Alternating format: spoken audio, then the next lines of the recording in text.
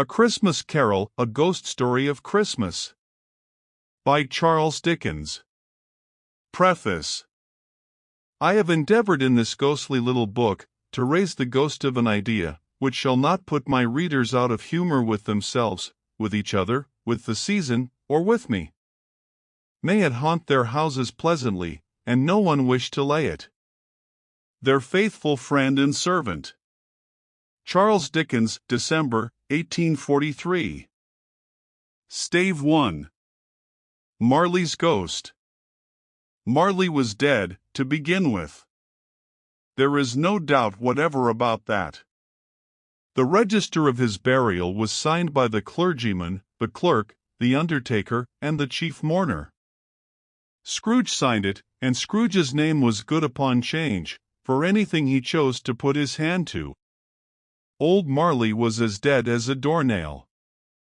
Mind! I don't mean to say that I know, of my own knowledge, what there is particularly dead about a doornail. I might have been inclined, myself, to regard a coffin nail as the deadest piece of ironmongery in the trade.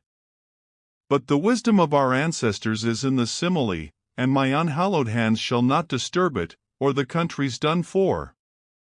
You will therefore permit me to repeat, emphatically, that Marley was as dead as a doornail. Scrooge knew he was dead? Of course he did. How could it be otherwise? Scrooge and he were partners for I don't know how many years. Scrooge was his sole executor, his sole administrator, his sole assign, his sole residuary legatee, his sole friend, and sole mourner. And even Scrooge was not so dreadfully cut up by the sad event, but that he was an excellent man of business on the very day of the funeral, and solemnised with an undoubted bargain. The mention of Marley's funeral brings me back to the point I started from. There is no doubt that Marley was dead. This must be distinctly understood, or nothing wonderful can come of the story I am going to relate. If we were not perfectly convinced that Hamlet's father died before the play began, there would be nothing more remarkable in his taking a stroll at night, in an easterly wind, upon his own ramparts, than there would be in any other middle-aged gentleman rashly turning out after dark in a breezy spot, say St. Paul's churchyard for instance, literally to astonish his son's weak mind. Scrooge never painted out old Marley's name. There it stood, years afterwards, above the warehouse door, Scrooge and Marley. The firm was known as Scrooge and Marley. Sometimes people new to the business called Scrooge, and sometimes Marley, but he answered to both names. It was all the same to him. Oh! But he was a tight-fisted hand at the grindstone, Scrooge. A squeezing, wrenching, grasping, scraping, clutching, covetous, old sinner. Hard and sharp as flint, from which no steel had ever struck out generous fire, secret, and self-contained, and solitary as an oyster. The cold within him froze his old features, nipped his pointed nose, shriveled his cheek, stiffened his gait, made his eyes red, his thin lips blue, and spoke out shrewdly in his grating voice. A frosty rime was on his head, and on his eyebrows, and his wiry chin. He carried his own low temperature always about with him, he iced his office in the dog days, and didn't thaw at 1 degree at Christmas. External heat and cold had little influence on Scrooge. No warmth could warm, no wintry weather chill him. No wind that blew was bitterer than he, no falling snow was more intent upon its purpose, no pelting rain less open to entreaty. Foul weather didn't know where to have him. The heaviest rain, and snow, and hail, and sleet, could boast of the advantage over him in only one respect. They often came down handsomely, and Scrooge never did. Nobody ever stopped him in the street to say, with gladsome looks, "My dear Scrooge, how are you? When will you come to see me?" No beggars implored him to bestow a trifle, no children asked him what it was o'clock, no man or woman ever once in all his life inquired the way to such and such a place, of Scrooge. Even the blind men's dogs appeared to know him, and when they saw him coming on, would tug their owners into doorways and up courts, and then would wag their tails as though they said, "No eye at all is better than an evil eye, dark master." But what did Scrooge care? It was the very thing he liked. To edge his way along the crowded paths of life, warning all human sympathy to keep its distance, was what the knowing ones call nuts to Scrooge. Once upon a time, of all the good days in the year, on Christmas Eve old Scrooge sat busy in his counting-house. It was cold, bleak, biting weather, foggy withal, and he could hear the people in the court outside go wheezing up and down, beating their hands upon their breasts, and stamping their feet upon the pavement stones to warm them. The city clocks had only just gone 3, but it was quite dark already. It had not been light all day, and candles were flaring in the windows of the neighboring offices, like ruddy smears upon the palpable brown air. The fog came pouring in at every chink and keyhole, and was so dense without, that although the court was of the narrowest, the houses opposite were mere phantoms. To see the dingy cloud come drooping down, obscuring everything, one might have thought that nature lived hard by, and was brewing on a large scale. The door of Scrooge's counting-house was open that he might keep his eye upon his clerk, who in a dismal little cell beyond, a sort of tank, was copying letters. Scrooge had a very small fire, but the clerk's fire was so very much smaller that it looked like one coal.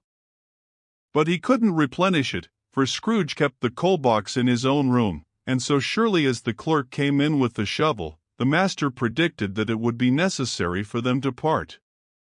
Wherefore the clerk put on his white comforter, and tried to warm himself at the candle, in which effort, not being a man of a strong imagination, he failed. "A Merry Christmas, Uncle!"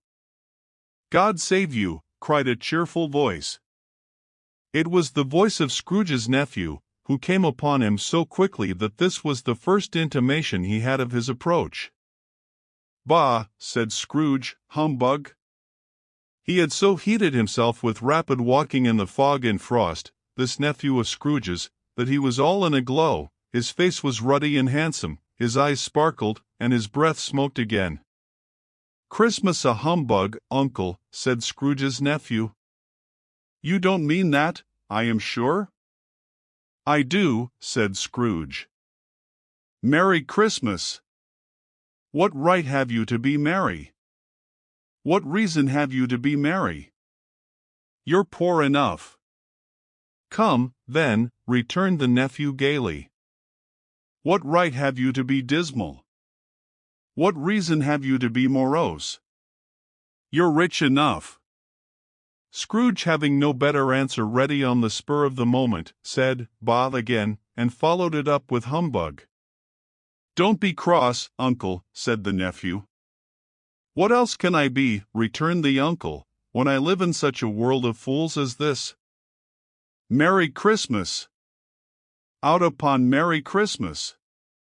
What's Christmas time to you but a time for paying bills without money, a time for finding yourself a year older, but not an hour richer, a time for balancing your books and having every item in M through a round dozen of months presented dead against you?" "If I could work my will," said Scrooge indignantly, "every idiot who goes about with Merry Christmas on his lips should be boiled with his own pudding and buried with a stake of holly through his heart." "He should." "Uncle," pleaded the nephew. "Nephew," returned the uncle sternly, "keep Christmas in your own way, and let me keep it in mine." "Keep it," repeated Scrooge's nephew. "But you don't keep it." "Let me leave it alone, then," said Scrooge. "Much good may it do you." "Much good it has ever done you." "There are many things from which I might have derived good, by which I have not profited, I dare say," returned the nephew. "Christmas among the rest. But I am sure I have always thought of Christmas time, when it has come round, apart from the veneration due to its sacred name and origin, if anything belonging to it can be apart from that, as a good time, a kind, forgiving, charitable, pleasant time, the only time I know of, in the long calendar of the year, when men and women seem by one consent to open their shut-up hearts freely, And to think of people below them as if they really were fellow passengers to the grave, and not another race of creatures bound on other journeys. And therefore, uncle, though it has never put a scrap of gold or silver in my pocket, I believe that it has done me good, and will do me good, and I say, God bless it. The clerk in the tank involuntarily applauded. Becoming immediately sensible of the impropriety, he poked the fire, and extinguished the last frail spark forever. Let me hear another sound from you, said Scrooge, and you'll keep your Christmas by losing your situation. You're quite a powerful speaker, sir, he added, turning to his nephew. I wonder you don't go into Parliament. Don't be angry, uncle. Come. Dine with us tomorrow. Scrooge said that he would see him. Yes, indeed he did. He went the whole length of the expression, and said that he would see him in that extremity first. But why? Cried Scrooge's nephew. Why? Why did you get married? Said Scrooge. Because I fell in love. Because you fell in love, growled Scrooge, as if that were the only one thing in the world more ridiculous than a Merry Christmas. Good afternoon. Nay, uncle, but you never came to see me before that happened. Why give it as a reason for not coming now? Good afternoon, said Scrooge. I want nothing from you, I ask nothing of you, why cannot we be friends? Good afternoon, said Scrooge. I am sorry, with all my heart, to find you so resolute. We have never had any quarrel, to which I have been a party. But I have made the trial in homage to Christmas, and I'll keep my Christmas humor to the last. So a Merry Christmas, uncle. Good afternoon, said Scrooge. And a Happy New Year. Good afternoon, said Scrooge. His nephew left the room without an angry word, notwithstanding. He stopped at the outer door to bestow the greetings of the season on the clerk, who, cold as he was warmer than Scrooge, for he returned them cordially. There's another fellow, muttered Scrooge, who overheard him, my clerk, with 15 shillings a week, and a wife and family, talking about a Merry Christmas. I'll retire to Bedlam. This lunatic, in letting Scrooge's nephew out, had let 2 other people in. They were portly gentlemen, pleasant to behold, and now stood, with their hats off, in Scrooge's office. They had books and papers in their hands, and bowed to him. Scrooge and Marley's, I believe, said one of the gentlemen, referring to his list. Have I the pleasure of addressing Mr. Scrooge, or Mr. Marley? Mr. Marley has been dead these 7 years, Scrooge replied. He died 7 years ago, this very night. We have no doubt his liberality is well represented by his surviving partner, said the gentleman, presenting his credentials. It certainly was, for they had been 2 kindred spirits. At the ominous word liberality, Scrooge frowned, and shook his head, and handed the credentials back. At this festive season of the year, Mr. Scrooge, said the gentleman, taking up a pen, it is more than usually desirable that we should make some slight provision for the poor and destitute, who suffer greatly at the present time. Many thousands are in want of common necessaries, hundreds of thousands are in want of common comforts, sir. Are there no prisons? Asked Scrooge. Plenty of prisons, said the gentleman, laying down the pen again. And the union workhouses? Demanded Scrooge. Are they still in operation? They are. Still, returned the gentleman, I wish I could say they were not. The treadmill and the poor law are in full vigor, then, said Scrooge. Both very busy, sir. Oh. I was afraid, from what you said at first, that something had occurred to stop them in their useful course, said Scrooge. I'm very glad to hear it. Under the impression that they scarcely furnish Christian cheer of mind or body to the multitude, returned the gentleman, a few of us are endeavoring to raise a fund to buy the poor some meat and drink, and means of warmth. We choose this time, because it is a time, of all others, when want is keenly felt, and abundance rejoices. What shall I put you down for? Nothing, Scrooge replied. You wish to be anonymous? I wish to be left alone, said Scrooge. Since you ask me what I wish, gentlemen, that is my answer. I don't make merry myself at Christmas, and I can't afford to make idle people merry. I help to support the establishments I have mentioned, they cost enough, and those who are badly off must go there.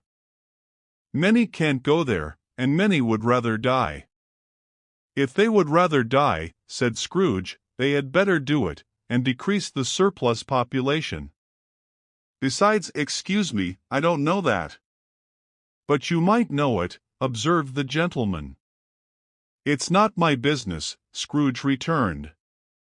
It's enough for a man to understand his own business, and not to interfere with other people's. Mine occupies me constantly. Good afternoon, gentlemen. Seeing clearly that it would be useless to pursue their point, the gentleman withdrew.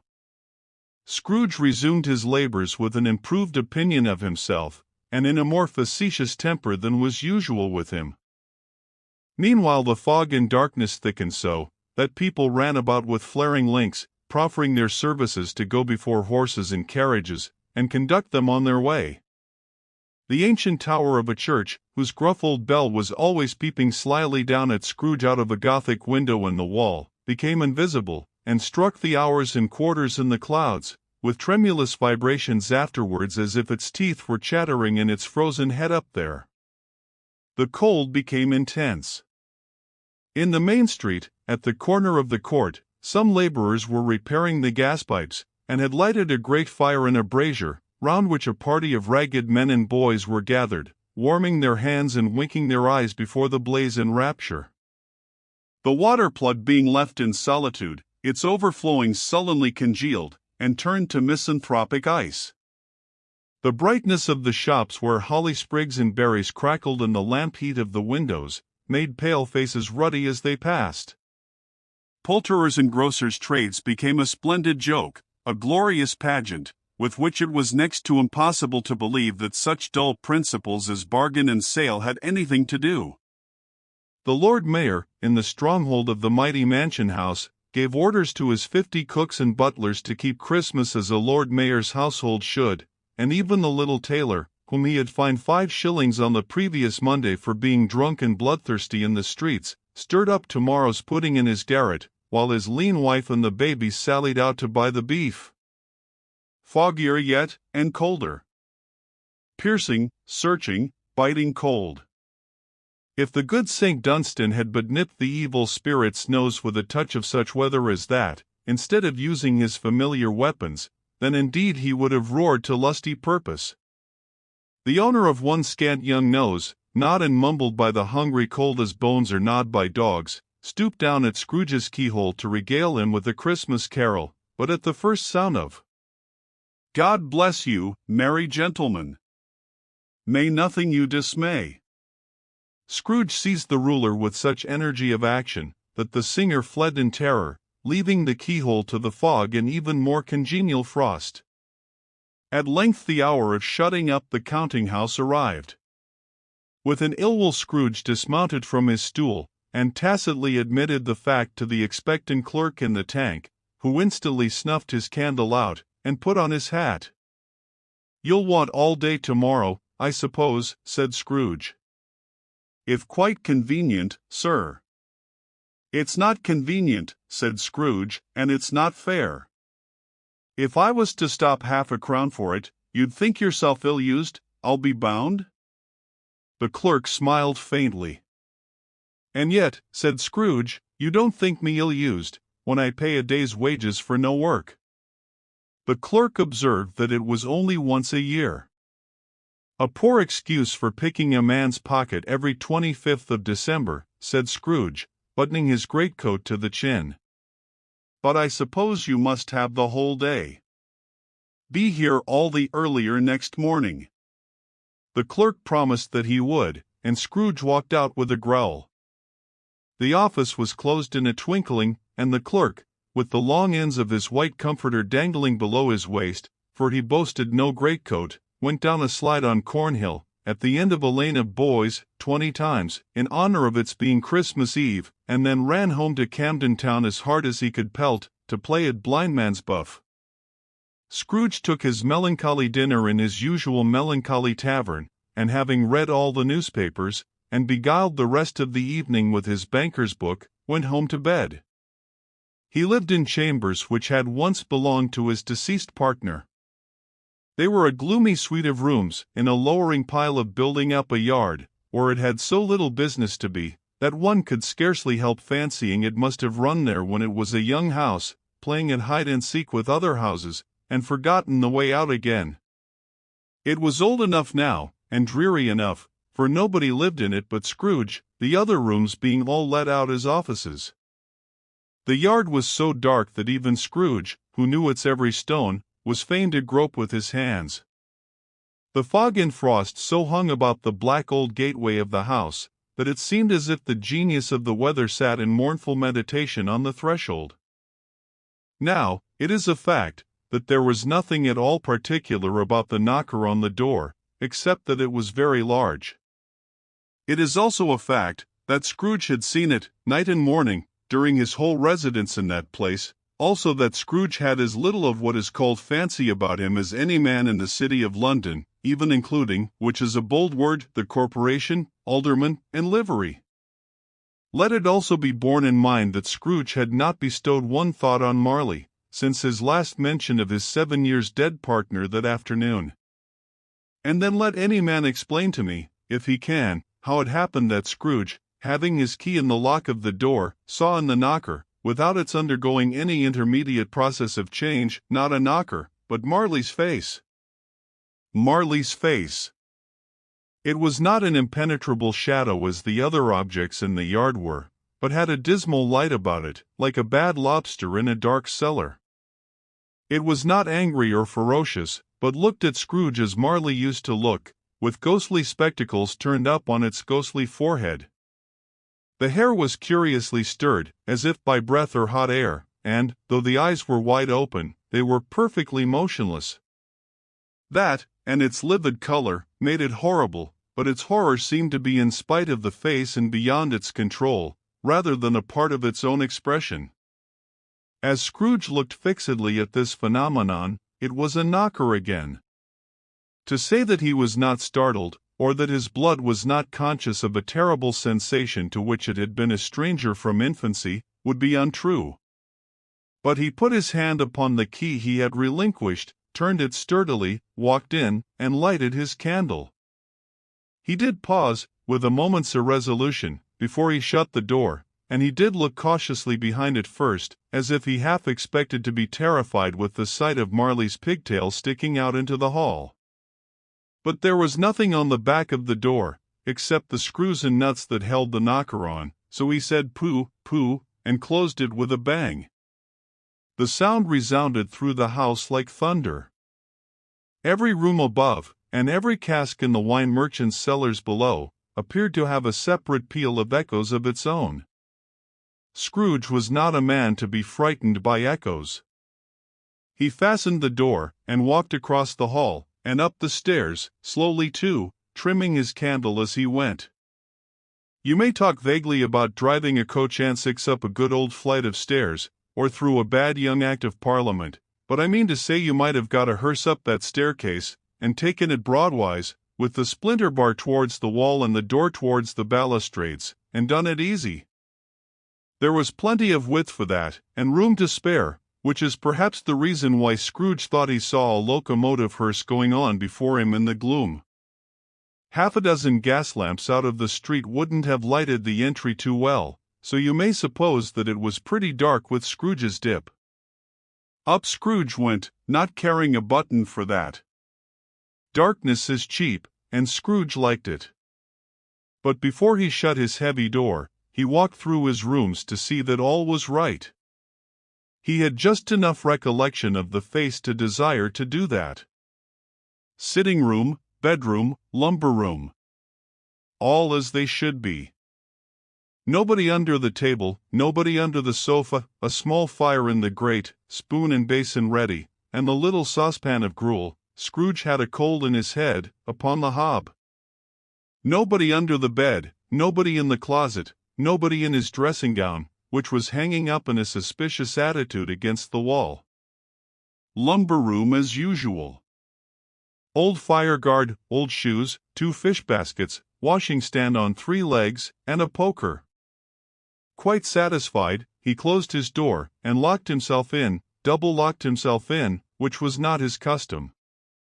Thus secured against surprise, he took off his cravat, put on his dressing gown and slippers, and his nightcap, and sat down before the fire to take his gruel. It was a very low fire indeed, nothing on such a bitter night. He was obliged to sit close to it, and brood over it, before he could extract the least sensation of warmth from such a handful of fuel. The fireplace was an old one, built by some Dutch merchant long ago, and paved all round with quaint Dutch tiles, designed to illustrate the Scriptures. There were Cains and Abels, Pharaoh's daughters, queens of Sheba, angelic messengers descending through the air on clouds like featherbeds, Abrahams, Belshazzars, apostles putting off to sea in butter boats, hundreds of figures to attract his thoughts, and yet that face of Marley, 7 years dead, came like the ancient prophet's rod, and swallowed up the whole.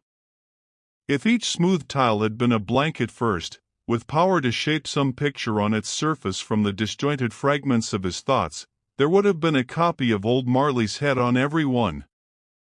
"Humbug," said Scrooge, and walked across the room. After several turns, he sat down again.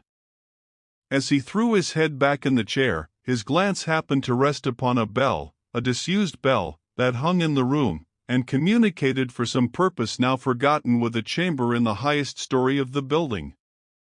It was with great astonishment, and with a strange, inexplicable dread, that as he looked, he saw this bell begin to swing.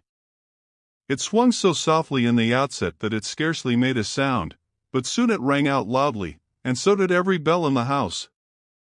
This might have lasted half a minute, or a minute, but it seemed an hour.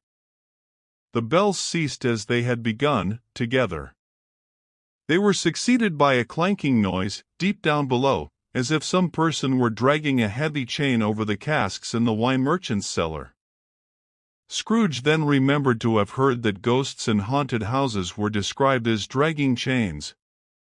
The cellar door flew open with a booming sound, and then he heard the noise much louder, on the floors below, then coming up the stairs, then coming straight towards his door.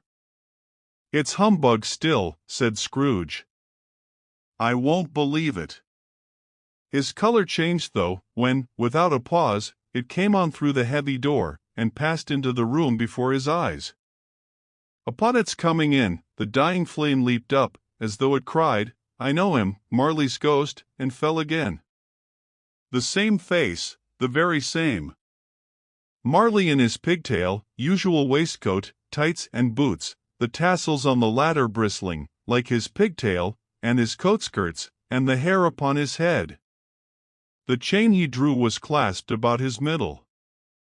It was long, and wound about him like a tail, and it was made, for Scrooge observed it closely, of cash-boxes, keys, padlocks, ledgers, deeds, and heavy purses wrought in steel.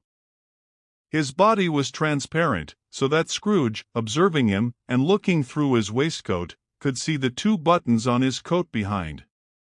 Scrooge had often heard it said that Marley had no bowels, but he had never believed it until now. No, nor did he believe it even now. Though he looked the phantom through and through, and saw it standing before him, though he felt the chilling influence of its death-cold eyes, and marked the very texture of the folded kerchief bound about its head and chin, which wrapper he had not observed before, he was still incredulous, and fought against his senses. "How now?" said Scrooge, caustic and cold as ever. "What do you want with me?" "Much." Marley's voice, no doubt about it. "Who are you?" "Ask me who I was." "Who are you then?" said Scrooge, raising his voice. "You're particular," for a shade. He was going to say to a shade, but substituted this, as more appropriate. In life I was your partner, Jacob Marley. Can you sit down? Asked Scrooge, looking doubtfully at him. I can. Do it, then.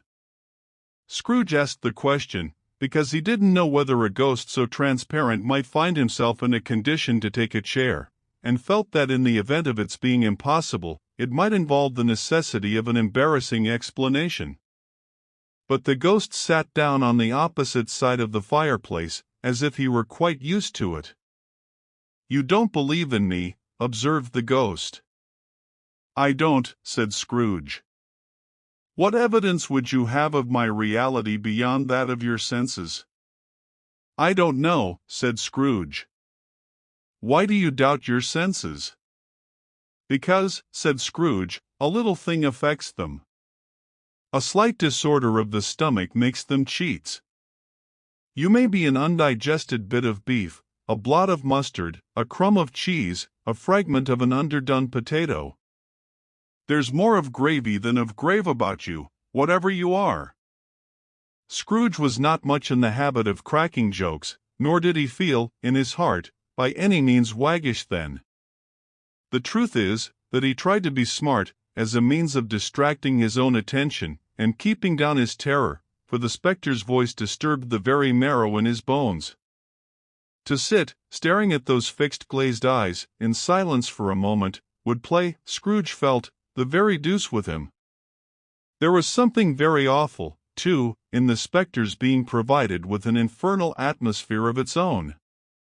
Scrooge could not feel it himself, but this was clearly the case, for though the ghost sat perfectly motionless, its hair, and skirts, and tassels, were still agitated as by the hot vapor from an oven. You see this toothpick, said Scrooge, returning quickly to the charge, for the reason just assigned, and wishing, though it were only for a second, to divert the vision's stony gaze from himself. I do, replied the ghost. You are not looking at it, said Scrooge. But I see it, said the ghost, notwithstanding. Well, returned Scrooge, I have but to swallow this, and be for the rest of my days persecuted by a legion of goblins, all of my own creation. Humbug, I tell you. Humbug! At this the spirit raised a frightful cry, and shook its chain with such a dismal and appalling noise, that Scrooge held on tight to his chair, to save himself from falling in a swoon. But how much greater was his horror, when the phantom, taking off the bandage round its head, as if it were too warm to wear indoors, its lower jaw dropped down upon its breast. Scrooge fell upon his knees, and clasped his hands before his face. Mercy, he said. Dreadful apparition, why do you trouble me? Man of the worldly mind, replied the ghost, do you believe in me or not? I do, said Scrooge. I must.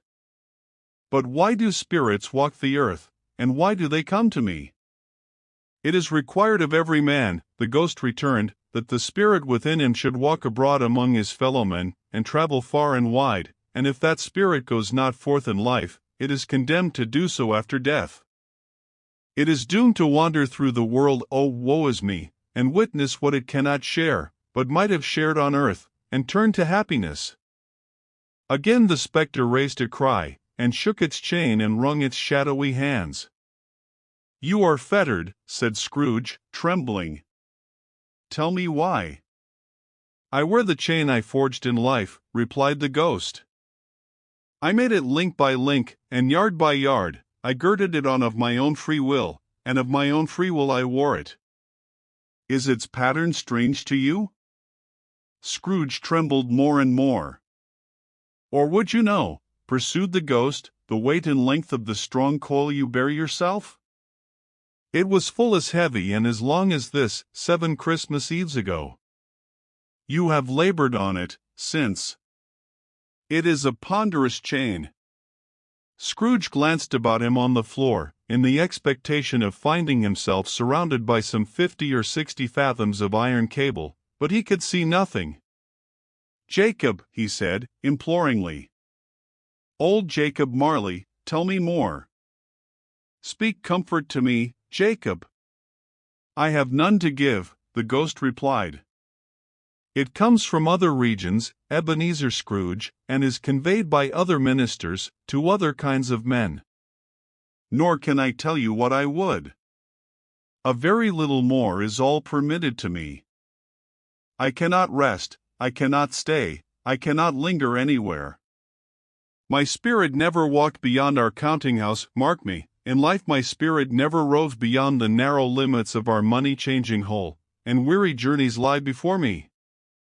It was a habit with Scrooge, whenever he became thoughtful, to put his hands in his breeches pockets. Pondering on what the ghost had said, he did so now, but without lifting up his eyes, or getting off his knees. You must have been very slow about it, Jacob, Scrooge observed, in a businesslike manner, though with humility and deference. Slow, the ghost repeated. 7 years dead, mused Scrooge. And traveling all the time. The whole time, said the ghost. No rest, no peace. Incessant torture of remorse. You travel fast, said Scrooge. On the wings of the wind, replied the ghost.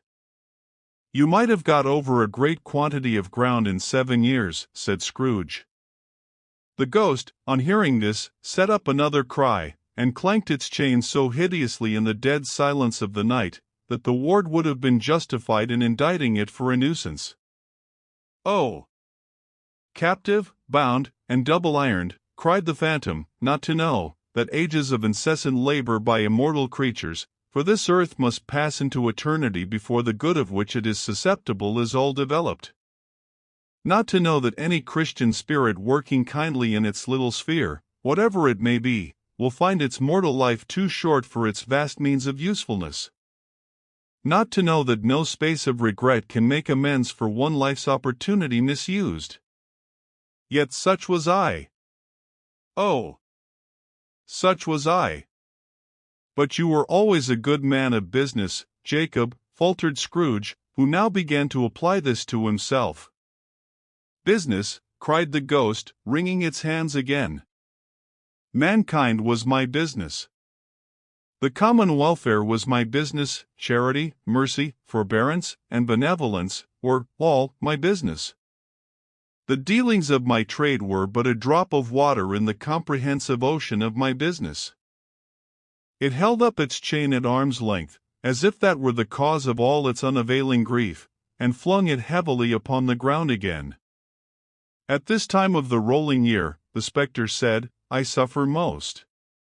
Why did I walk through crowds of fellow beings with my eyes turned down, and never raise them to that blessed star which led the wise men to a poor abode? Were there no poor homes to which its light would have conducted me?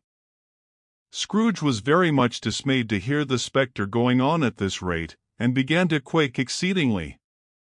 Hear me, cried the ghost. My time is nearly gone. I will, said Scrooge. But don't be hard upon me. Don't be flowery, Jacob. Pray. How it is that I appear before you in a shape that you can see, I may not tell. I have sat invisible beside you many and many a day. It was not an agreeable idea. Scrooge shivered, and wiped the perspiration from his brow. That is no light part of my penance, pursued the ghost. I am here tonight to warn you that you have yet a chance and hope of escaping my fate. A chance and hope of my procuring Ebenezer. You were always a good friend to me, said Scrooge. Thank ye. You will be haunted, resumed the ghost, by 3 spirits. Scrooge's countenance fell almost as low as the ghost's had done.